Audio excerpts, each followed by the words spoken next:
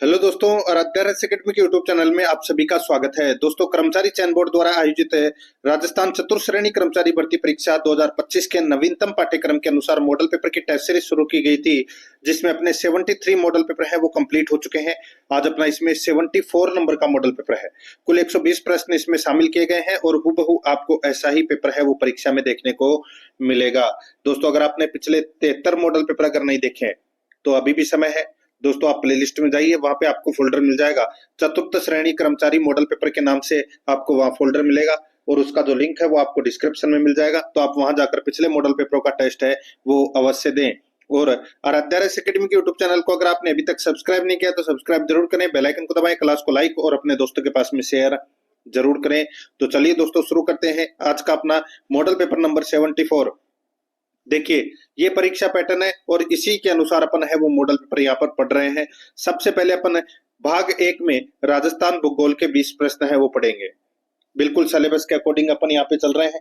दोस्तों, आप डिस्क्रिप्शन में जाओगे तो वहां पे आपको टेलीग्राम का लिंक भी मिल जाएगा। टेलीग्राम चैनल का नाम है आराध्या एकेडमी, उसका लिंक मिल जाएगा। तो आप टेलीग्राम चैनल से भी जरूर जुड़े और मूमल क्लासेज यूट्यूब चैनल उससे भी जरूर जुड़े, क्योंकि दोस्तों वहां पर करंट अफेयर से संबंधित आपको चीजें है वो देखने को मिलेगी। करंट अफेयर से संबंधित आपके 10 प्रश्न हैं, उनमें से एक भी प्रश्न है वो गलत नहीं होगा अगर आप मूमल क्लासेज यूट्यूब चैनल को सब्सक्राइब कर लेते हैं और वहां की क्लासें देखते हैं। तो देखिए, पहला प्रश्न, 2001 से 2011 अवधि के दौरान गंगानगर जिले की जनसंख्या वृद्धि दर है। बताइए, सबसे कम जो जनसंख्या वृद्धि दर है वो गंगानगर की थी, सबसे ज्यादा तो बाड़मेर की थी 32.5 और सबसे कम है वो गंगानगर की थी, कितनी, 10%। तो यहाँ पर इसमें 1 नंबर का ऑप्शन बिल्कुल सही।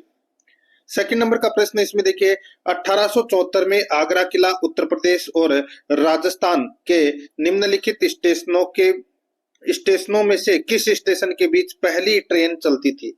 दोस्तों, जो ये पहली ट्रेन है ये 1874 में चली थी, 20 अप्रैल 1874 को, और ये आगरा फोर्ट और बांदीकुई के बीच में चली थी दोस्तों ये। तो यहाँ पर इसमें राइट आंसर हो जाएगा बांदीकुई दौसा, 1 नंबर का ऑप्शन बिल्कुल सही। 3 नंबर का प्रश्न इसमें देखिए, राजस्थान राज्य पर्यावरण नीति किस वर्ष घोषित की गई थी। राजस्थान राज्य पर्यावरण नीति है वो कौन से वर्ष घोषित की गई थी। इसका राइट आंसर हो जाएगा दोस्तों ये 2010 में घोषित की गई थी, 2 नंबर का ऑप्शन बिल्कुल सही। 4 नंबर का प्रश्न इसमें देखिए, पश्चिमी राजस्थान में अल्प वर्षा के लिए निम्नांकित में से कौन सा एक कारण नहीं है। यानी कि सबसे कम वर्षा होती है पश्चिमी राजस्थान में और उसका कारण क्या है। तो दोस्त देखिए, अरावली की अवस्थिति बिल्कुल सही है। ये अरावली है वो मानसून के समानांतर है, इसकी वजह से दोस्तों मानसून है वो अरावली के पहाड़ी से टकराता नहीं है, सीधा निकल जाता है, इसकी वजह से भी होता है, बिल्कुल सही है। कारण है वृष्टि छाया प्रदेश में अवस्थिति, ये भी बिल्कुल सही है। मानसून आगमन के समय अति उष्णता, ये भी बिल्कुल सही है। ग्रीष्मकालीन के दौरान उच्च वायु दाब, ये गलत हो जाएगा दोस्तों। यहाँ पर इसमें 4 नंबर का ऑप्शन राइट आंसर हो जाएगा, ये इसका कारण है वो नहीं है, बाकी तीनों कारण है कम वर्षा के। 5 नंबर का प्रश्न है, नवलखा झील किस जिले में स्थित है। नवलखा झील है वो दोस्तों कहां पर है, तो ये बूंदी में है, 1 नंबर का ऑप्शन बिल्कुल सही। देखिए, ज्यादा से ज्यादा आपको सुनने की कोशिश करना है और टेस्ट आपको पूरा देना है, तभी आपको अपना स्कोर है वो पता लगेगा, आपकी तैयारी कितनी है वो भी पता लगेगा आपको। देखिए, भाग 6 के अंदर यानी कि 6ठा नंबर का प्रश्न है, राजस्थान के किस जिले में नक्की झील स्थित है। नक्की झील कहां पर है दोस्तों, माउंट आबू सिरोही में है, यहाँ पर 3 नंबर का ऑप्शन बिल्कुल सही। 7 नंबर का प्रश्न इसमें देखिए, निम्नलिखित कथनों पर विचार कीजिए। 3 कथन दे रखे हैं दोस्तों, यहाँ पर सही कूट का अपने को चयन करना है कि कौन सा कथन है वो इसमें सत्य है। यहाँ पर देखिए, अरावली पर्वत श्रेणियां विश्व की प्राचीनतम है। अरावली पर्वत श्रेणियां विश्व की प्राचीनतम पर्वत श्रेणियां है, बिल्कुल सही बात है दोस्तों। अरावली प्रदेश अधात्विक खनिजों का प्राचीनतम क्षेत्र है। अधात्विक खनिज नहीं, धात्विक खनिजों का प्राचीनतम क्षेत्र है। धात्विक खनिज वो होते हैं जिनमें धातु निकाली जाती है। अधात्विक खनिज में दोस्तों जैसे कि कोयला हो गया, ठीक है, गैस हो गई, ये अरावली से थोड़ी निकलती है दोस्तों। तो यहाँ पर इसमें 2nd नंबर का क्या हो जाएगा, गलत हो जाएगा। अरावली राजस्थान में एक जल विभाजक का कार्य करती है, तो दोस्तों बिल्कुल सही बात है। तो यहाँ पर इसमें राइट आंसर क्या हो जाएगा, ए और सी कथन है वो इसमें क्या है, सत्य है। तो यहाँ पर इसका राइट आंसर हो जाएगा 3 नंबर का जो ऑप्शन है वो इसका बिल्कुल सही। देखिए, डिस्क्रिप्शन में आपको वो मूमल क्लासेज है, उसका मैं आपको लिंक दे दूंगा, तो वहां पर भी जाके दोस्तों जरूर जुड़े। और दोस्तों साथ ही चतुर्श्रेणी कर्मचारी भर्ती परीक्षा से संबंधित आपको डिस्क्रिप्शन में अलग अलग दोस्तों लिंक मिल जाएंगे सिलेबस के अकॉर्डिंग, और प्ले लिस्ट में अलग अलग फोल्डर बने हुए हैं चतुर्श्रेणी कर्मचारी के नाम से, जैसे कि कंप्यूटर चतुर्श्रेणी कर्मचारी, राजस्थान इतिहास एवं कला संस्कृति चतुर्श्रेणी कर्मचारी, राजस्थान भूगोल चतुर्श्रेणी कर्मचारी, राजस्थान पॉलिटी चतुर्श्रेणी कर्मचारी, इस नाम से आपको अलग अलग फोल्डर मिल जाएंगे। तो वहां जाकर दोस्तों ऑब्जेक्टिव क्लास जरूर देखें। देखिए भाग इसमें एक पढ़ रहे हैं अपन, और इसमें 8 नंबर का प्रश्न है। इसमें देखिए, राजस्थान के निम्न बेसिनों में से कहां अधिकतम बीहड़ भूमि पाई जाती है? बताइए बीहड़ भूमि, ये तो सभी को पता होगा दोस्तों, चंबल बीहड़ नाम तो सुना ही होगा। राइट आंसर हो जाएगा यहाँ पे 1 नंबर का ऑप्शन बिल्कुल सही, चंबल बीहड़। 9 नंबर का प्रश्न है, काकाजी की बावड़ी राजस्थान में कहां स्थित है? बताइए काकाजी की बावड़ी राजस्थान में कहां स्थित है? तो दोस्तों ये दौसा में स्थित है। कहां पर? दौसा में। यहाँ पर 3 नंबर का ऑप्शन बिल्कुल सही। 10 नंबर का प्रश्न है, इंदिरा गांधी फीडर यानी कि राजस्थान फीडर की लंबाई है, बताइए राजस्थान फीडर की लंबाई कितनी है? तो दोस्तों ये 204 किलोमीटर इसकी लंबाई है। 1 नंबर का ऑप्शन बिल्कुल सही। 11 नंबर का प्रश्न है, राजस्थान में अकाल संहिता कब तैयार की गई? राजस्थान में अकाल संहिता कब तैयार की गई? तो दोस्तों ये 30 अप्रैल 1962 को राजस्थान में अकाल संहिता है वो तैयार की गई। यहाँ पर 2 नंबर का जो ऑप्शन है वो इसका बिल्कुल सही उत्तर हो जाएगा। 12 नंबर का प्रश्न इसमें देखिए, तरुण भारत संघ संगठन निम्न में से किस क्षेत्र के लिए कार्य कर रहा है? तरुण भारत संघ संगठन निम्न में से किस क्षेत्र के लिए कार्य कर रहा है? तो यहाँ पर इसका राइट आंसर हो जाएगा वो है जल संरक्षण के लिए। यहाँ पर इसमें 3 नंबर का ऑप्शन बिल्कुल सही, जल संरक्षण के लिए। 13 नंबर का प्रश्न इसमें देखिए, 2001 से 2011 के दशक में सर्वाधिक जनसंख्या वृद्धि दर वाला जिला है। 2001 से 2011 के दशक में सर्वाधिक जनसंख्या वृद्धि दर वाला जिला है, तो वो कौन सा है? तो दोस्तों उसका नाम है बाड़मेर। बताया था मैंने आपको शुरू में 32.5 इसकी दशक की वृद्धि दर है, तो यहाँ पर इसमें राइट आंसर हो जाएगा 1 नंबर ऑप्शन सही। 14 नंबर का प्रश्न इसमें देखिए, राजस्थान राज्य की पहली रेल आगरा फोर्ट से कहां तक चली थी? तो दोस्तों बांदीकुई तक। यहाँ पर इसमें 3 नंबर ऑप्शन सही। 15 नंबर का प्रश्न इसमें देखिए, सिद्धमुख नोहर सिंचाई परियोजना को नदियों का अतिरिक्त पानी प्राप्त होता है। बताइए सिद्धमुख नोहर परियोजना को किन नदियों का अतिरिक्त पानी प्राप्त होता है? इसका राइट आंसर हो जाएगा वो है रावी व्यास का, रावी व्यास नदी का अतिरिक्त पानी प्राप्त होता है। 1 नंबर ऑप्शन बिल्कुल सही। 16 नंबर का प्रश्न है इसमें देखिए, सोरसेन घास का मैदान किस जिले में स्थित है? बताइए सोरसेन नाम तो सुना ही होगा, सोरसेन 12, तो यहाँ पर इसका राइट आंसर हो जाएगा 12। 3 नंबर का ऑप्शन बिल्कुल सही। 17 नंबर का प्रश्न है, रेह कल्लर एवं उसर किस मृदा के अन्य नाम है?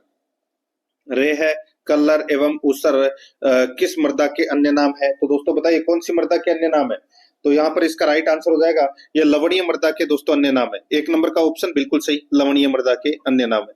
18 नंबर का प्रश्न है, चंबल नदी के किनारे स्थित शहर कौन से है? चंबल नदी के किनारे स्थित शहर कौन से है? राइट आंसर हो जाएगा देखिए रावतबाटा है, ग्वालियर है, कोटा है, तो यहाँ पर इसका राइट आंसर हो जाएगा ये सभी। 4 नंबर ऑप्शन बिल्कुल सही। 19 नंबर का प्रश्न इसमें देखिए, सवाईमाधोपुर जिले की सीमा राजस्थान के किस जिले से नहीं लगती है? सवाईमाधोपुर जिले की सीमा राजस्थान के किस जिले से नहीं लगती है? तो यहाँ पर इसका जो राइट आंसर हो जाएगा वो है दोस्तों बताइए, तो धौलपुर से। यहाँ पर इसमें 1 नंबर का ऑप्शन बिल्कुल सही उत्तर हो जाएगा, धौलपुर से नहीं लगती दोस्तों सवाईमाधोपुर जिले की सीमा। कोटा से लगती है, दौसा से लगती है, टोंक से लगती है। ठीक है, आगे देखिए 20 नंबर का प्रश्न है, व्रत सीमांत भ्रंश राजस्थान के किस भाग में स्थित है? ये तो सभी को पता होगा दोस्तों, दक्षिणी पूर्वी भाग। कौन से भाग में? दक्षिणी पूर्वी भाग में। यहाँ पर इसमें 2 नंबर का ऑप्शन बिल्कुल सही, हाड़ौती का पठार भी आप बोल सकते हैं। अब देखिए यहाँ पे भाग 2 के अंदर राजस्थान इतिहास एवं कला संस्कृति से संबंधित अपन 20 प्रश्न है वो पढ़ रहे हैं। ठीक है, देखिए 21 नंबर का प्रश्न है, 9वीं शताब्दी में जल संचयन के लिए निर्मित 64 फीट गहरा और 13 मंजिल के साथ भारत का सबसे बड़ा और गहरा स्टेप्ड वेल है। बताइए 9वीं शताब्दी में जल संरक्षण या जल संचयन के लिए निर्मित 64 फीट गहरा और 13 मंजिल के साथ भारत का सबसे बड़ा और गहरा स्टेप्ड वेल है, तो वो कौन सा है? तो दोस्तों वो है चांदबावड़ी, आबानेर दौसा में। ठीक है, चांदबावड़ी आबानेरी दौसा में। तो यहाँ पर इसमें राइट आंसर 1 नंबर का ऑप्शन बिल्कुल सही। आगे देखिए 22 नंबर का प्रश्न है 1857 की क्रांति के दौरान देशी रियासत पॉलिटिकल एजेंट का कौन सा युग्म असंगत है? कौन सा युग्म असंगत है? अब देखिए, आपने 1857 की क्रांति तो पढ़ी होगी और पॉलिटिकल एजेंट आपने पढ़े ही होंगे। देखिए, जयपुर का पॉलिटिकल एजेंट कर्नल ईडन था, बिल्कुल सही है। उदयपुर का पॉलिटिकल एजेंट सीएल सावर्स था, बिल्कुल सही है। जोधपुर का पॉलिटिकल एजेंट मोकमेसन था, बिल्कुल सही है। बीकानेर का जो पॉलिटिकल एजेंट है वो यहाँ पर कैप्टन जेडी हॉल दे रखा है, गलत हो जाएगा। गलत इसलिए हो जाएगा क्योंकि दोस्तों कैप्टन जेडी हॉल है ये सिरोही के पॉलिटिकल एजेंट थे। अब यहाँ पर बीकानेर का पॉलिटिकल एजेंट कौन था? तो दोस्तों आपको याद रखना है पीसी जेराड। दोस्तों पीसी जेराड, पीसी जेराड है ये बीकानेर का पॉलिटिकल एजेंट। तो यहाँ पर इसमें एक नंबर का जो ऑप्शन है वो इसका बिल्कुल सही उत्तर हो जाएगा। 23 नंबर का प्रश्न इसमें देखिए, भीलों में धर्म सुधार के लिए भगत पंथ की स्थापना किसने की? भीलों में धर्म सुधार के लिए भगत पंथ की स्थापना किसने की?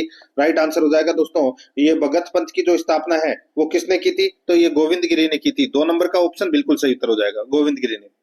24 नंबर का प्रश्न है, विजय सिंह पथिक का मूल नाम क्या था? विजय सिंह पथिक का मूल नाम क्या था? तो दोस्तों ये मूल नाम था भूप सिंह। क्या नाम था? भूप सिंह। ये विजय सिंह पथिक का मूल नाम था। 1 नंबर ऑप्शन सही उत्तर। 25 नंबर का प्रश्न है इसमें देखिए, सुशीला और भगवती का संबंध किस प्रजामंडल से था? सुशीला और भगवती का संबंध किस प्रजामंडल से था? तो दोस्तों इनका संबंध है वो मेवाड़ प्रजामंडल से था। यहाँ पर 1 नंबर का ऑप्शन बिल्कुल सही उत्तर हो जाएगा, मेवाड़ प्रजामंडल से। 26 नंबर का प्रश्न है, पाबूजी को अवतार माना जाता है, बताइए पाबूजी को किसका अवतार माना जाता है? तो दोस्तों पाबूजी को लक्ष्मण का अवतार माना जाता है। 2 नंबर का ऑप्शन बिल्कुल सही। आगे देखिए 27 नंबर का प्रश्न है, आरसी निगम द्वारा जनगणना में मातृभाषाओं पर भाषा पुस्तिका में किस भाषा को विस्तृत रूप से प्रसारित पश्चिमी राजस्थान की प्रमुख बोली के रूप में वर्गीकृत किया गया है और देशी वक्ताओं द्वारा भाषण के एक सामान्य रूप में भी लिखा गया है जो संपूर्ण देश में फैले हुए पाए जाते हैं? बताइए, आरसी निगम द्वारा जनगणनाओं में मातृभाषाओं पर भाषा पुस्तिका में किस भाषा को विस्तृत क्षेत्र में प्रसारित है पश्चिमी राजस्थान की प्रमुख बोली? अब देखिए पश्चिमी राजस्थान की प्रमुख बोली का नाम आ गया, तो दोस्तों राइट आंसर क्या हो जाएगा? मारवाड़ी। तो यहाँ पर इसका राइट आंसर हो जाएगा 2 नंबर का ऑप्शन बिल्कुल सही। 28 नंबर का प्रश्न है, कल्याण जी का मेला कहाँ आयोजित होता है? बताइए, नाम तो सुना ही होगा, डिग्गी कल्याण जी। तो यहाँ पर इसका राइट आंसर हो जाएगा डिग्गी में। 4 नंबर का ऑप्शन सही। 29 नंबर का प्रश्न है, टेराकोटा से उन्नत मूर्तियां या देवताओं की मूर्तियां बनाने की मोलेला कला में मिट्टी को मजबूत करने और उसे कड़ा बनाने के लिए उसमें निम्न में से कौन सी सामग्री मिलाई जाती है? टेराकोटा से उन्नत मूर्तियां या देवताओं की मूर्तियां बनाने की मोलेला कला में मिट्टी को मजबूत करने और उसे कड़ा बनाने के लिए कौन सी सामग्री मिलाई जाती है? तो दोस्तों कौन सी? तो उसमें चावल की भूसी और गधे का गोबर है वो मिलाया जाता है उसको टाइट करने के लिए, ठीक है, मिट्टी को मजबूत और कड़ा बनाने के लिए। तो यहाँ पर इसमें राइट आंसर हो जाएगा चावल की भूसी और गधे का गोबर। आगे देखिए 30 नंबर का प्रश्न है, अलाउद्दीन खिलजी ने 1311 ईस्वी में जालौर को जीतकर उसका नया नाम क्या रखा था? बताइए। देखिए अलाउद्दीन खिलजी ने 1305 में भी आक्रमण किया था जालौर के ऊपर, लेकिन जीत नहीं पाया था। तो दोस्तों 1308 के अंदर जालौर पर नहीं, जालौर की दुर्ग की जो कुंजी है सिवाना दुर्ग, वहां पर आक्रमण किया, वो उसको जीत लिया। फिर 1311 में वापस जालौर पर आक्रमण करता है और जीत लेता है और उसका नाम है वो जलालाबाद रख देता है। यहाँ पर 3 नंबर का ऑप्शन बिल्कुल सही, जलालाबाद। 31 नंबर का प्रश्न इसमें देखिए, जयपुर की महारानी गायत्री देवी, जयपुर की महारानी गायत्री देवी किस वर्ष में पहली बार लोकसभा के सदस्य बनी? तो दोस्तों ये 1962 के अंदर 1962 में लोकसभा की सदस्य बनी थी दोस्तों पहली बार। यहाँ पर इसमें 3 नंबर ऑप्शन सही। 32 नंबर का प्रश्न इसमें देखिए, निम्न में से कौन सा एक उपन्यास रांगे राघव द्वारा लिखित नहीं है? निम्न में से कौन सा एक उपन्यास रांगे राघव द्वारा लिखित नहीं है? तो यहाँ पर इसका राइट आंसर क्या हो जाएगा? वो है दोस्तों यहाँ पर है मिट्टी का कलंक। मिट्टी का कलंक ये नहीं है। बाकी मुर्दों का टीला, कब तक पुकारूं, सीधा साधा रास्ता, ये तीनों उपन्यास है वो रांगे राघव के द्वारा लिखित है। तो यहाँ पर इसमें राइट आंसर 4 नंबर ऑप्शन हो जाएगा। 33 नंबर का प्रश्न है, पुरुषों द्वारा पहने जाने वाला आभूषण निम्न में से कौन सा है? बताइए। पुरुषों के द्वारा दोस्तों ये मुर्गियां पहनी जाती है, ये कान का आभूषण है दोस्तों। 2 नंबर ऑप्शन सही। 34 नंबर का प्रश्न है, कौन सा कुट सुमेलित नहीं है, एक तरफ नृत्य है तो दूसरी तरफ जाती है? दोस्तों यहाँ पर देखिए राई नृत्य है, ये भील जनजाति का नृत्य है, बिल्कुल सही है। वालर नृत्य है, ये ग्रासीय जनजाति का नृत्य है, बिल्कुल सही है। पनियारी नृत्य डामोर, गलत हो जाएगा, ये दोस्तों कालबेलिया जाति का नृत्य है। शंकरिया नृत्य ये भी कालबेलिया जाति का नृत्य है। तो यहाँ पर इसमें राइट आंसर क्या हो जाएगा? 3 नंबर का ऑप्शन बिल्कुल सही, क्योंकि ये सुमेलित नहीं है, पनियारी नृत्य है, वो कालबेलिया जाति का नृत्य है। 35 नंबर का प्रश्न है, हरियाली तीज मनाई जाती है। दोस्तों ये हरियाली तीज है, ये कब मनाई जाती है? तो ये श्रावण शुक्ल तृतीया को हरियाली तीज है वो मनाई जाती है। 1 नंबर का ऑप्शन बिल्कुल सही। 36 नंबर का प्रश्न है, दादू दयाल के निधन के पश्चात दादू पंथ का उत्तराधिकारी किसे नियुक्त किया गया था? दादू दयाल के निधन के पश्चात दादू पंथ का उत्तराधिकारी किसे नियुक्त किया गया था? तो दोस्तों दादू पंथ का जो उत्तराधिकारी है वो किसे नियुक्त किया गया था? इसका सही उत्तर हो जाएगा वो है गरीबदास जी को। तो यहाँ पर इसमें 2 नंबर ऑप्शन बिल्कुल सही, गरीबदास जी। 37 नंबर का प्रश्न इसमें देखिए, राजस्थान में जगत नामक गांव में स्थित होने के कारण, राजस्थान में जगत नामक गांव में स्थित होने के कारण मंदिर को जगत मंदिर के नाम से भी जाना जाता है। तो उस मंदिर का नाम बताइए जिसका उल्लेख यहाँ किया गया है, बताइए। तो नाम तो सुना ही होगा दोस्तों, जगत अंबिका मंदिर, जगत अंबिका माता मंदिर, नाम तो सुना ही होगा। राइट आंसर हो जाएगा यहाँ पे 4 नंबर का ऑप्शन बिल्कुल सही। 38 नंबर का प्रश्न है, अजमेर राज्य के प्रथम मुख्यमंत्री कौन थे? तो दोस्तों वो थे हरिभाऊ उपाध्याय। यहाँ पर 1 नंबर का ऑप्शन बिल्कुल सही, हरिभाऊ उपाध्याय। 39 नंबर का प्रश्न है, किस रियासत में गोकुलभाई भट्ट ने प्रजामंडल आंदोलन का नेतृत्व किया? दोस्तों गोकुलभाई भट्ट, नाम तो सुना ही है, सिरोही प्रजामंडल में इन्होंने महत्वपूर्ण भूमिका निभाई थी। तो यहाँ पर इसका राइट आंसर हो जाएगा 4 नंबर का ऑप्शन बिल्कुल सही। ठीक है, आगे देखिए, शेखावाटी में जाट आंदोलन निम्नांकित में से किस वर्ष में हुआ था? शेखावाटी में जाट आंदोलन निम्नांकित में से किस वर्ष में हुआ था? तो दोस्तों ये हुआ था कौन से वर्ष में? तो ये 1925 में हुआ था। यहाँ पर 2 नंबर का ऑप्शन बिल्कुल सही, 1925 में। अब दोस्तों अपन यहाँ पे देखिए, भाग 3 के अंदर भारतीय संविधान से संबंधित 5 प्रश्न है वो पढ़ रहे हैं, बिल्कुल सिलेबस के अकॉर्डिंग अपन चल रहे हैं। 41 नंबर का प्रश्न है, मूल कर्तव्यों की सूची की उपधारा जी किससे संबंधित है? बताइए, मूल कर्तव्यों की सूची की उपधारा जी किससे संबंधित है? तो दोस्तों ये उपधारा जी है, ये प्राकृतिक पर्यावरण की रक्षा और उसका संवर्धन करने से संबंधित है। 1 नंबर का ऑप्शन बिल्कुल सही। 42 नंबर का प्रश्न है, भारत सरकार द्वारा जैव विविधता अधिनियम 2002 पारित किया गया था, यह भारत के संविधान में राज्यों के नीति निर्देशक सिद्धांतों के किस अनुच्छेद के आदर्शों के अनुरूप है? भारत सरकार द्वारा जैव विविधता अधिनियम 2002 पारित किया गया था, यह भारत के संविधान में राज्यों के नीति निर्देशक सिद्धांतों के किस अनुच्छेद के आदर्शों के अनुरूप है? तो यहाँ पर इसका राइट आंसर हो जाएगा वो है अनुच्छेद 48A, अनुच्छेद 48A। यहाँ पर 2 नंबर का ऑप्शन बिल्कुल सही। आगे देखिए, जनहित याचिका की अवधारणा की उत्पत्ति हुई है, बताइए कहां से जनहित याचिका की अवधारणा की उत्पत्ति हुई है? तो दोस्तों ये उत्पत्ति हुई है कहां से? तो ये यूएसए से हुई है। यहाँ पर इसमें 2 नंबर का ऑप्शन सही उत्तर। 44 नंबर का प्रश्न है, इसमें देखिए, मौलिक अधिकार से संबंधित निम्नलिखित कथनों पर विचार कीजिए। मौलिक अधिकार से संबंधित यानी कि मूल अधिकार से संबंधित प्रश्न है। देखिए 2 कथन दे रखे हैं, अपने को कूट भाषा में बताना है कि कौन सा सही है। देखिए, संविधान के अनुच्छेद 17 के अनुसार किसी भी दलित को मंदिर में प्रवेश करने से, पढ़ने से व सार्वजनिक सुविधाओं का इस्तेमाल करने से नहीं रोका जा सकता, बिल्कुल सही बात है दोस्तों। दूसरा देखिए, समानता के सिद्धांत का हनन होने पर दलित अनुच्छेद 15 का सहारा ले सकते हैं, तो दोस्तों ये भी बिल्कुल सही है। तो यहाँ पर दोनों के दोनों कथन है वो दोस्तों क्या है? मौलिक अधिकार से संबंधित सत्य है। 3 नंबर का ऑप्शन राइट आंसर हो जाएगा, ए और बी दोनों सही है इसमें। 45 नंबर का प्रश्न इसमें देखिए, भारत के संविधान के अनुच्छेद 368(2) के उपबंधों के तहत यदि कोई विधेयक भारत की संसद द्वारा पारित होने के पश्चात राजस्थान विधानसभा के पास संकल्प द्वारा अनुसमर्थन के लिए आता है, तो दोबारा देखिए इस प्रश्न को, भारत के संविधान के अनुच्छेद 368, ठीक है, ये 368 है, ये संविधान संशोधन से संबंधित है। ठीक है, भारत के संविधान के अनुच्छेद 368(2) के उपबंधों के तहत यदि कोई विधेयक भारत की संसद द्वारा पारित होने के पश्चात राजस्थान विधानसभा के पास संकल्प द्वारा अनुसमर्थन के लिए आता है, तो विधानसभा संकल्प पारित कर सकती है।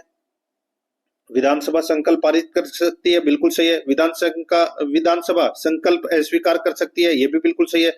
ऐसे संकल्प में कोई संशोधन प्रस्तावित नहीं किया जा सकता, तो दोस्तों ये भी बिल्कुल सही है। तो यहाँ पर सही कोट का अपने को चयन करना है, तो इसमें तीनों ही सही है। तो यहाँ पर इसका राइट आंसर हो जाएगा 4 नंबर का ऑप्शन बिल्कुल सही, ए बी सी तीनों ही सही है। अब देखिए यहाँ पे भाग 4 के अंदर राजस्थान पॉलिटी से संबंधित 5 प्रश्न है वो पढ़ रहे हैं अपन।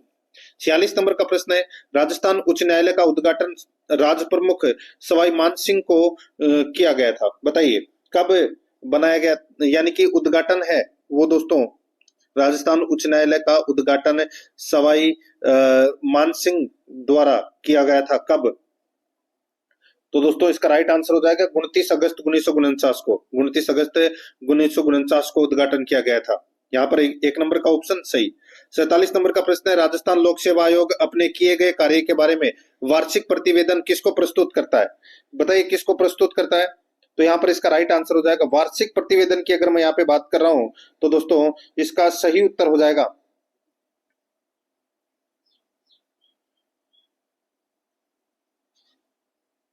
तो दोस्तों देखिए राज्यपाल को अपना वार्षिक प्रतिवेदन है वो प्रस्तुत करता है। यहाँ पर एक नंबर का ऑप्शन बिल्कुल सही, क्योंकि राजस्थान लोक सेवा आयोग के सदस्य और अध्यक्ष की नियुक्ति कौन करता है?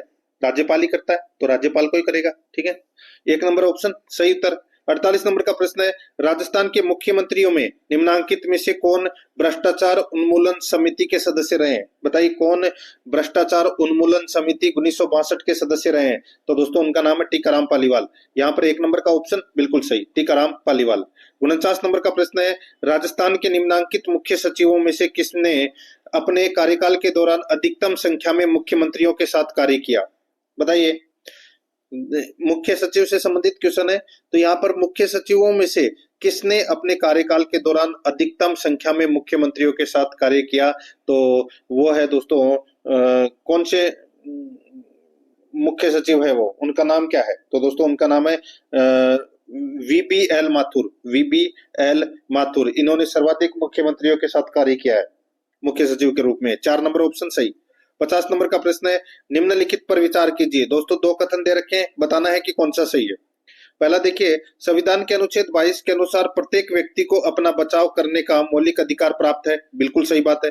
बी देखिए, संविधान के अनुच्छेद 39 के अनुसार ऐसे नागरिक जो गरीब हैं या वकील के में असमर्थ हैं उनको वकील मुहैया कराने की जिम्मेदारी राज्य को दी गई है, तो दोस्तों बिल्कुल सही है। तो यहाँ पर दोनों के दोनों कथन है वो क्या है, इसमें सत्य है। तो यहाँ पर इसका राइट आंसर क्या हो जाएगा, वो है 3 नंबर का ऑप्शन बिल्कुल सही, ए और बी दोनों सही है। अब अपन भाग 5 के अंदर सामान्य विज्ञान से संबंधित 5 प्रश्न है वो पढ़ रहे हैं। यहाँ पर देखिए 51 नंबर का प्रश्न है, किसी वस्तु का आभासी व विवर्धित प्रतिबिंब प्राप्त किया जा सकता है, किसी वस्तु का आभासी व विवर्धित प्रतिबिंब प्राप्त किया जा सकता है।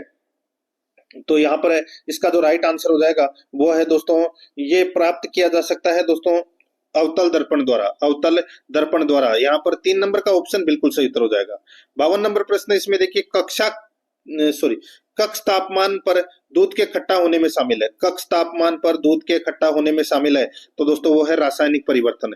यहाँ पर इसमें 4 नंबर का ऑप्शन बिल्कुल सही, रासायनिक परिवर्तन। 53 नंबर प्रश्न है, वंशानुगति के दौरान जीनों के एक साथ रहने की प्रवृत्ति क्या कहलाती है? वंशानुगति के दौरान जीनों के एक साथ रहने की प्रवृत्ति कहलाती है, तो वो क्या कहलाती है?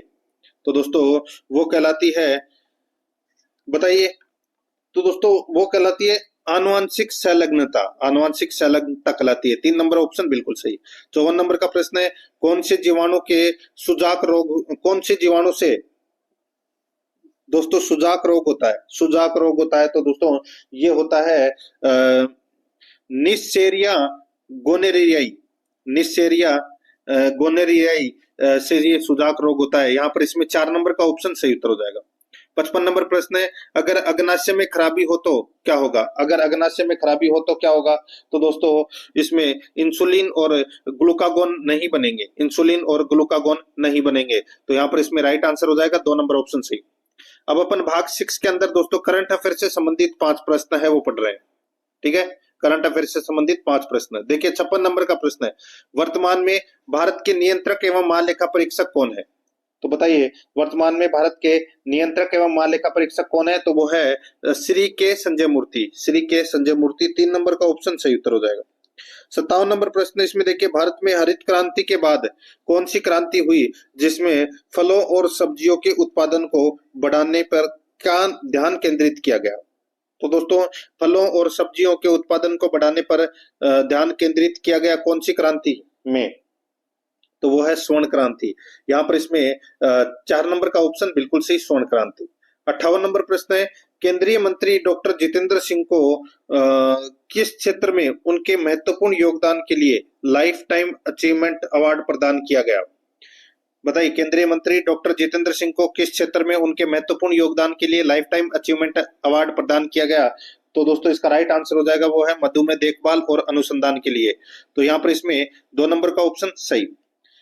59 नंबर प्रश्न है, SRS बुलेटिन 2020 के अनुसार भारत में जन्म दर कितनी थी? तो दोस्तों जन्म दर कितनी थी भारत में? तो वो थी 19.5। यहाँ पर 2 नंबर का ऑप्शन बिल्कुल सही, 19.5। 60 नंबर का प्रश्न है, रिटायरमेंट ग्रेचुइटी की अधिकतम सीमा 20 लाख से बढ़ाकर कर दी गई है। रिटायरमेंट ग्रेचुइटी की अधिकतम सीमा 20 लाख से बढ़ाकर की गई। तो दोस्तों कितनी की गई है? तो दोस्तों ये 20 लाख से बढ़ाकर 25 लाख की गई। यहाँ पर 2 नंबर का ऑप्शन बिल्कुल सही, 25 लाख। आगे देखिए, अब अपन भाग 7 के अंदर राजस्थान करंट अफेयर से संबंधित 5 प्रश्न है वो पढ़ रहे हैं सिलेबस के अकॉर्डिंग। देखिए 61 नंबर का प्रश्न है, आंगनबाड़ी केंद्रों में दूध की मात्रा 15 ग्राम से बढ़ाकर प्रति पैकेट कितनी की जाएगी? बताइए, अच्छा प्रश्न है। राजस्थान में आंगनबाड़ी केंद्रों में दूध की मात्रा 15 ग्राम से बढ़ाकर प्रति पैकेट कितनी की जाएगी? तो यहाँ पर इसका सही उत्तर हो जाएगा दोस्तों, ये की जाएगी कितनी? तो दोस्तों इसका राइट आंसर हो जाएगा 25 ग्राम। यहाँ पर इसमें 2 नंबर का ऑप्शन बिल्कुल सही। आगे देखिए, ग्रामीण विकास विभाग के तत्वाधान में राजीविका द्वारा सरस राज सखी मेले का शुभारंभ 14 दिसंबर 2024 को मुख्यमंत्री ने कहां से किया? ग्रामीण विकास विभाग के तत्वाधान में राजीविका द्वारा सरस राज सखी मेले का शुभारंभ 14 दिसंबर 2024 को मुख्यमंत्री ने कहां से किया? तो यहाँ पर इसका सही उत्तर हो जाएगा दोस्तों, कहां से किया? तो इसका राइट आंसर हो जाएगा वो है उदयपुर से किया। यहाँ पर 2 नंबर का ऑप्शन बिल्कुल सही उत्तर हो जाएगा, उदयपुर से किया। आगे देखिए 63 नंबर का प्रश्न है, मेरे गांव की मिट्टी शुद्ध उगाओ शुद्ध खिलाओ अभियान का शुभारंभ कब किया गया? मेरे गांव की मिट्टी शुद्ध उगाओ शुद्ध खिलाओ अभियान का शुभारंभ कब से किया गया? दोस्तों ये किया गया 5 दिसंबर 2024 से। यहाँ पर इसमें 3 नंबर का ऑप्शन बिल्कुल सही, 5 दिसंबर 2024 से। 64 नंबर का प्रश्न है, रामजल सेतु लिंक परियोजना में क्रमशः राजस्थान व मध्य प्रदेश के कितने कितने जिले लाभान्वित होंगे? रामजल सेतु लिंक परियोजना से क्रमशः राजस्थान व मध्य प्रदेश के कितने कितने जिले लाभान्वित होंगे? तो दोस्तों इसमें राजस्थान के तो होंगे 17 जिले लाभान्वित और मध्य प्रदेश के होंगे दोस्तों 15 जिले लाभान्वित। तो यहाँ पर इसमें 17 और 15 2 नंबर का ऑप्शन सही। 65 नंबर का प्रश्न है, संजय वन शाहपुरा का नाम बदलकर क्या किया गया? संजय वन जो शाहपुरा में है उसका नाम बदलकर क्या किया गया? तो दोस्तों उसका नाम श्री अटल वन किया गया है। यहाँ पर इसमें 1 नंबर का ऑप्शन सही उत्तर, श्री अटल वन। अब अपन भाग 8 के अंदर दोस्तों कंप्यूटर से संबंधित 5 प्रश्न है वो पढ़ रहे हैं सिलेबस के अकॉर्डिंग। देखिए 66 नंबर का प्रश्न है, माइक्रोसॉफ्ट वर्ड में दस्तावेज में टेक्स्ट को क्षैतिज रूप से संरेखित करने के लिए किस कमांड का उपयोग किया जाता है? माइक्रोसॉफ्ट वर्ड में दस्तावेज में टेक्स्ट को क्षैतिज रूप में संरेखित करने के लिए किस कमांड का उपयोग किया जाता है? तो दोस्तों उस कमांड का नाम है जस्टिफाई। क्या है? जस्टिफाई। जस्टिफाई कमांड का उपयोग है वो किया जाता है। यहाँ पर इसमें 3 नंबर ऑप्शन सही। 67 नंबर का प्रश्न इसमें देखिए, किसी कार्य को पूरा करने के लिए चरणबद्ध यानी कि स्टेप बाय स्टेप प्रक्रम में या प्रक्रम के समुच्चय को क्या कहते हैं? किसी कार्य को पूरा करने के लिए चरणबद्ध प्रक्रम के समुच्चय को कहते हैं, क्या कहते हैं? उसको कहते हैं दोस्तों एल्गोरिदम। यहाँ पर इसमें 4 नंबर का ऑप्शन सही उत्तर हो जाएगा एल्गोरिदम। 68 नंबर का प्रश्न इसमें देखिए, जब आप एक पीसी को बूट करते हैं तो क्या होता है? जब आप एक पीसी को बूट करते हैं तो क्या होता है? तो दोस्तों क्या होता है बताइए? तो दोस्तों ऑपरेटिंग सिस्टम के भागों को डिस्क से मेमोरी में कॉपी किया जाता है। यहाँ पर 1 नंबर का ऑप्शन बिल्कुल सही उत्तर हो जाएगा। 69 नंबर का प्रश्न इसमें देखिए, एसवीजीए का मतलब क्या है? एसवीजीए का मतलब क्या है? तो दोस्तों इसका मतलब है सुपर वीडियो ग्राफिक्स अरे। सुपर वीडियो ग्राफिक्स अरे। यहाँ पर इसमें 4 नंबर का ऑप्शन सही उत्तर हो जाएगा। 70 नंबर का प्रश्न है, निम्नलिखित में से कंप्यूटर की सबसे तेज मेमोरी कौन सी होती है? कंप्यूटर की सबसे तेज मेमोरी होती है दोस्तों कैश मेमोरी। कौन सी? Cache memory. राइट आंसर हो जाएगा यहाँ पे 4 नंबर ऑप्शन बिल्कुल सही। अब अपन दोस्तों भाग 9 के अंदर हिंदी व्याकरण से संबंधित 20 प्रश्न है वो पढ़ रहे हैं।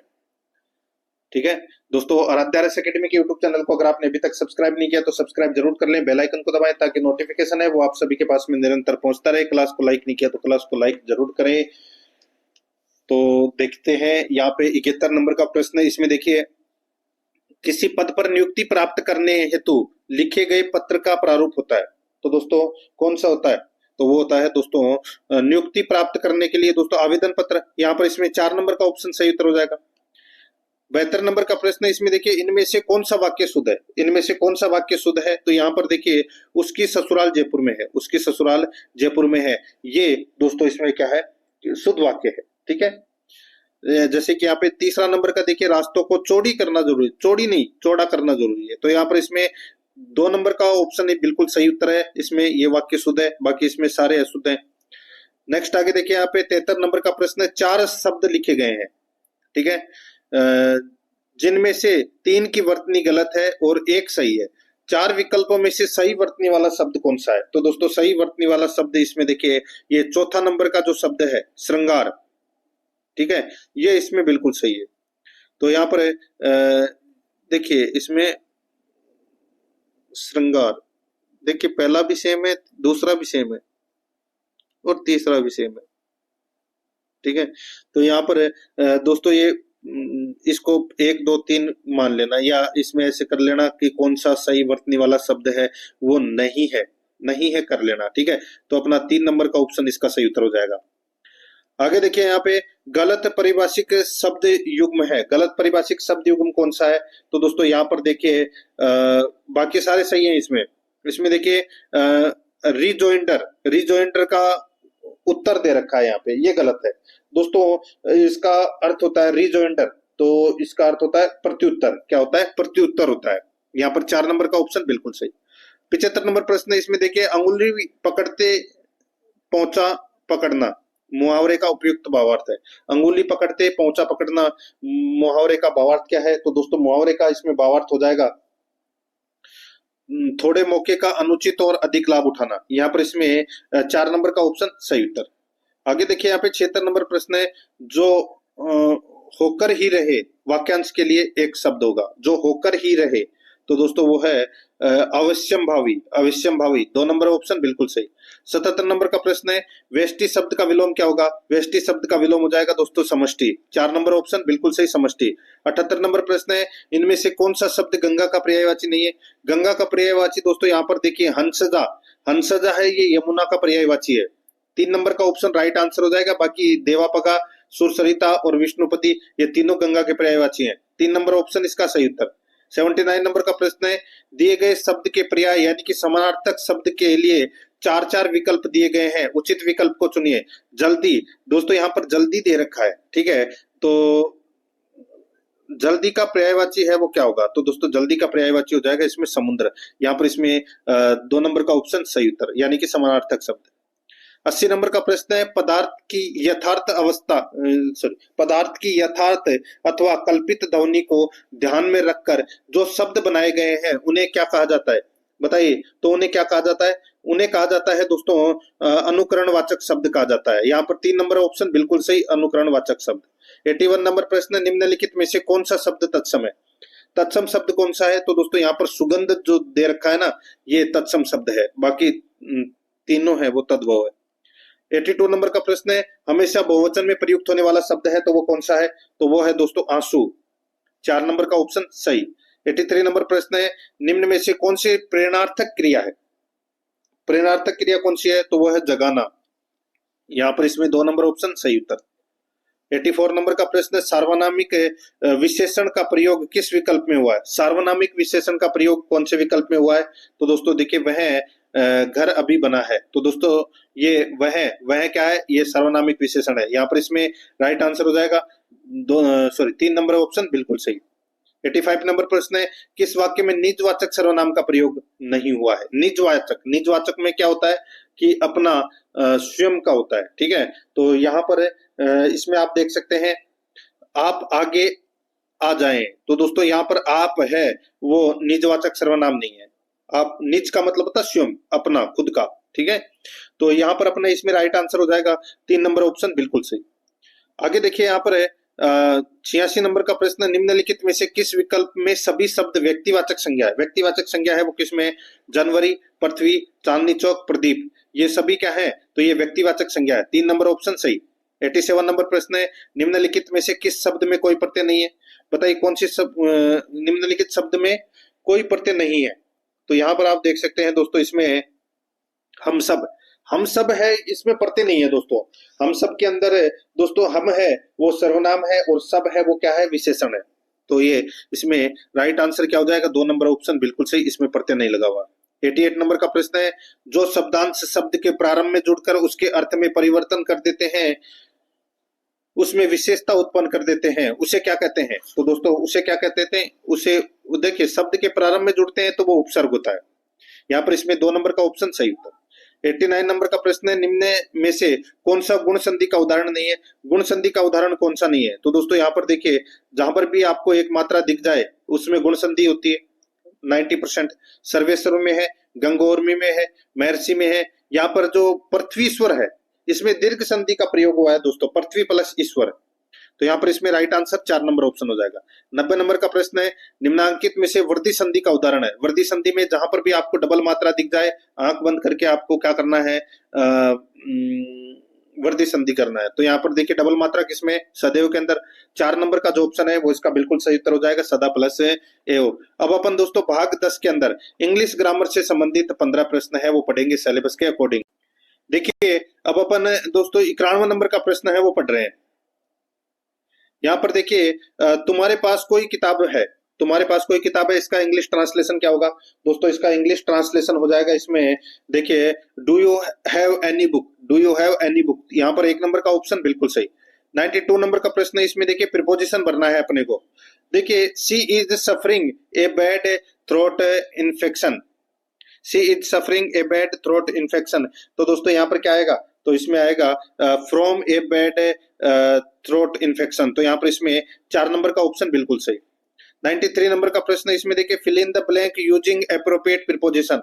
दोस्तों यहाँ पर देखिए mister Patel will reach 2 o'clock, mister Patel will reach 2 o'clock। तो दोस्तों यहाँ पर क्या आएगा? कौन सा प्रीपोजिशन आएगा इसमें? इसमें आएगा बाई 2 o'clock। तो यहाँ पर इसमें 4 नंबर का ऑप्शन बिल्कुल सही। आगे देखिए 94 नंबर का प्रश्न है, fill in the blank using appropriate preposition. इसमें भी प्रीपोजिशन भरना है। इसमें देखिए the short story the last leaf was written O Henry. तो बताइए, तो दोस्तों यहाँ पर भी देखिए, यहाँ पर भी बाई का प्रयोग होगा। क्यों? क्योंकि दोस्तों यहाँ पर एक शॉर्ट स्टोरी है जिसका नाम है द लास्ट लीफ। ये किसके द्वारा लिखी गई है? तो ये ओ हेनरी के द्वारा। तो यहाँ पर इसमें बाई का प्रयोग होगा। 2 नंबर ऑप्शन बिल्कुल सही। नेक्स्ट आगे देखिए, pick the correct option to fill in the blank. इसमें खालिस्तान भरना है कि क्या आएगा? They have two technicians, we have too few. They have two technicians, we have too few. तो यहाँ पर इसमें राइट आंसर क्या हो जाएगा? वो है दोस्तों इसमें मैनी टेक्नीशियंस आएगा यहाँ पे, ठीक है। 3 नंबर ऑप्शन सही। आगे देखिए, चूज द करेक्ट डिटरमिनर्स, यानी कि डिटरमिनर्स का अपने को प्रयोग करना है खालिस्तान के अंदर। देखिए there are books in the library, there are books in the library. तो यहाँ पर क्या आएगा? तो यहाँ पर आएगा दोस्तों ए लॉट ऑफ बुक्स आएगा, ए लॉट ऑफ बुक्स आएगा। 4 नंबर ऑप्शन सही। देखिए यहाँ पे करेक्ट स्पेलिंग अपने को बतानी है कि इनमें से कौन सी करेक्ट स्पेलिंग है।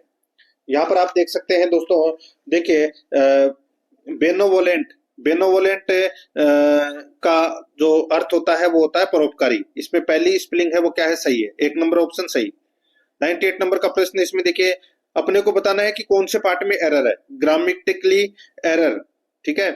दोस्तों यहाँ पर देखिए the last edition of this book is more better than the earlier one.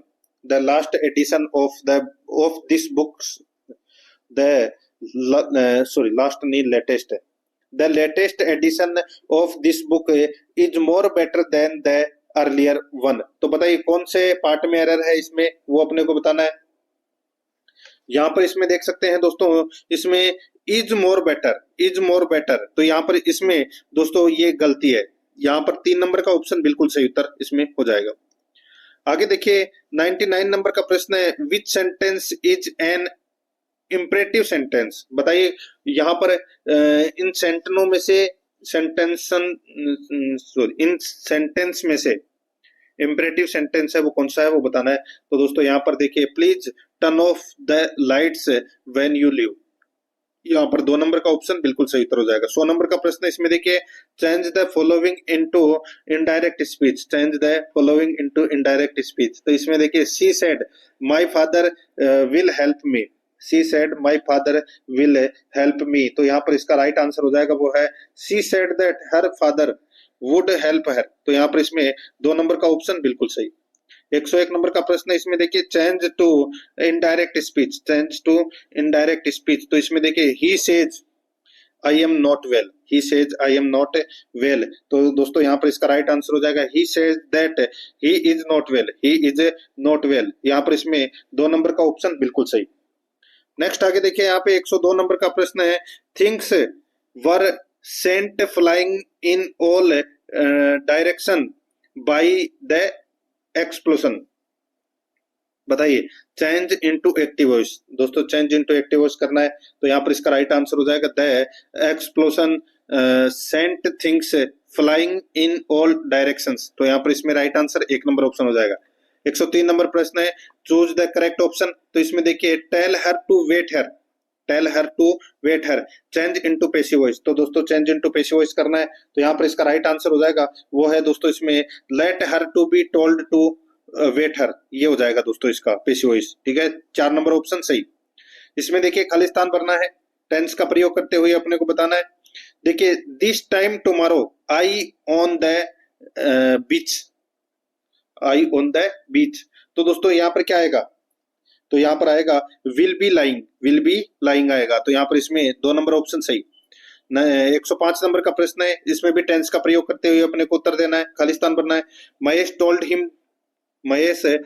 Him happened to his dog so he home to see how it was, बताइए तो यहाँ पर है किसका प्रयोग होगा, तो यहाँ पर दोस्तों रन का प्रयोग होगा, RAN, ठीक है, यहाँ पर इसमें 1 नंबर ऑप्शन बिल्कुल सही। अब अपन दोस्तों भाग 11 के अंदर गणित से संबंधित 15 प्रश्न है वो पढ़ेंगे सिलेबस के अकॉर्डिंग। यहाँ पर देखिए 106 नंबर का प्रश्न है, 512 पृष्ठों वाली एक पुस्तक में छपाई की त्रुटियों की औसत संख्या 4 प्रति पृष्ठ है, यदि प्रथम पृष्ठ 302 पृष्ठों में इन त्रुटियों की संख्या 998 हो तो शेष पृष्ठों में त्रुटियों की औसत संख्या प्रति पृष्ठ कितनी है। तो दोस्तों यहाँ पर देखिए संपूर्ण पुस्तक है वो 512 पेज की है, तो इसमें कुल त्रुटियां हैं वो दोस्तों कितनी है, तो 512 इंटू 4 कर लीजिए, ठीक है, तो 512 इंटू 4 करोगे तो कितना आ जाएगा 2048, ठीक है, इतना तो समझ में आ गया। अब दोस्तों प्रथम 302 पृष्ठों में इन त्रुटियों की संख्या 998 हो, ठीक है, तो दोस्तों यहाँ पर अपने को क्या करेंगे, 512 में से 302 घटा देंगे तो कितने हो जाएगी दोस्तों 210, ठीक है, कितने हो जाएंगे 210। अब दोस्तों यहाँ पर देखिए 2048 है, 2048 में दोस्तों अपन क्या करेंगे, जो ये 998 है ये माइनस कर देंगे, 2048 में से 998 माइनस कर दिए तो दोस्तों कितने बचे, तो ये बचे दोस्तों 1050, ठीक है, और ये 1050 में दोस्तों 210 पृष्ठों की औसत त्रुटियां ये निकालनी है, तो दोस्तों 210 का भाग दे देंगे 1050 में, तो दोस्तों कितना आ जाएगा 5, तो यहाँ पर इसमें 2 नंबर का ऑप्शन बिल्कुल सही।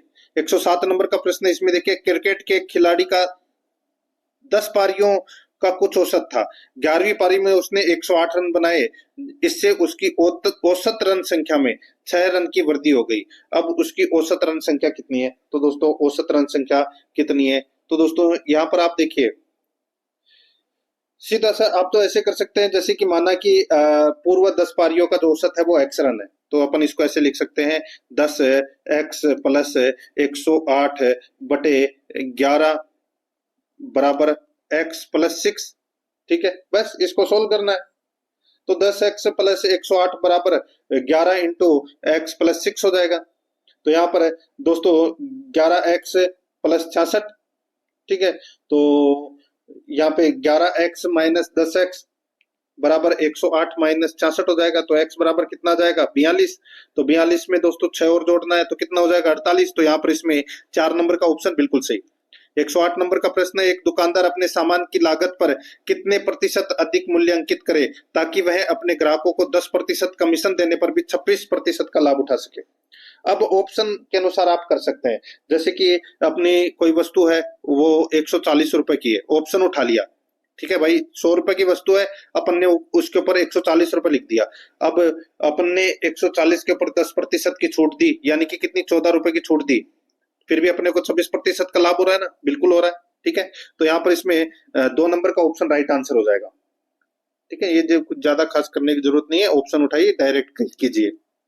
109 नंबर का प्रश्न है, एक वस्तु का क्रय मूल्य 672 रुपए है, इसमें 12.5% लाभ से बेचा जाता है, तो वस्तु का विक्रय मूल्य कितना होगा। तो दोस्तों वस्तु का विक्रय मूल्य यानी कि 672 इंटू 112.50 बटे 100 कर लीजिए, बस सीधा उत्तर आ जाएगा कितना 756। तो यहाँ पर इसका राइट आंसर हो जाएगा 3 नंबर का ऑप्शन बिल्कुल सही उत्तर इसमें हो जाएगा। आगे देखिए यहाँ पे 110 नंबर का प्रश्न है, किसी संख्या में उस संख्या का 40% घटा देने पर 30 प्राप्त होता है, वह संख्या है। तो दोस्तों देखिए किसी संख्या में उस संख्या का 40% घटा देने पर 30 प्राप्त होता है, यानी कि 30 बराबर कितना है 40%, तो 100 बराबर कितना होगा। तो दोस्तों तो यहां पर देखिए उस संख्या का 30 उस संख्या का 40% घटा देने पर 30 प्राप्त होता है, ठीक है। यानी कि 60% बराबर कितना है 30 है, तो 100% बराबर कितना होगा 50। तो यहाँ पर इसमें 1 नंबर का जो ऑप्शन है वो इसका बिल्कुल सही उत्तर इसमें हो जाएगा। आगे देखिए 111 नंबर का प्रश्न है, 3 लीटर चीनी के घोल में 40% चीनी है। 3 लीटर चीनी के घोल में 40% चीनी है, 1 लीटर पानी डालने पर नए घोल में कितने प्रतिशत चीनी होगी। तो बताइए नए घोल में कितनी प्रतिशत चीनी होगी। तो यहाँ पर देखिए 3 लीटर में चीनी की मात्रा है वो दोस्तों 3 इंटू 40/100 बराबर कितना हो जाएगा दोस्तों 1.2, ठीक है। अब 1 लीटर पानी मिलाने पर कुल घोल कितना हो जाएगा 4 लीटर हो जाएगा। तो 4 लीटर में चीनी का अनुपात निकालना है तो क्या हो जाएगा 1.2/4 इंटू 100, तो कितना आ जाएगा 30%। तो यही अपना सही उत्तर हो जाएगा। यहाँ पर 4 नंबर का ऑप्शन बिल्कुल सही। 112 नंबर का प्रश्न है, 3328 रुपए के मूलधन में 6 सही 1/4% वार्षिक दर से 2 वर्षों में चक्रवर्ती ब्याज की राशि है वो कितनी होगी। तो दोस्तों सीधा सा हो जाएगा यहाँ पे 3328 इंटू 425, इसको अपन 6 सही 1/4 है, ठीक है।